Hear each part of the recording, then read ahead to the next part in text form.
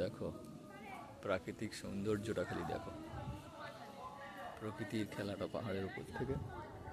এই তোমার মা আসতেছে, এসো এসো এসো, এদিকে এসো এদিকে এসো। লেট করলে হবে, আসতে হবে তো। হাঁটতে পারছে না।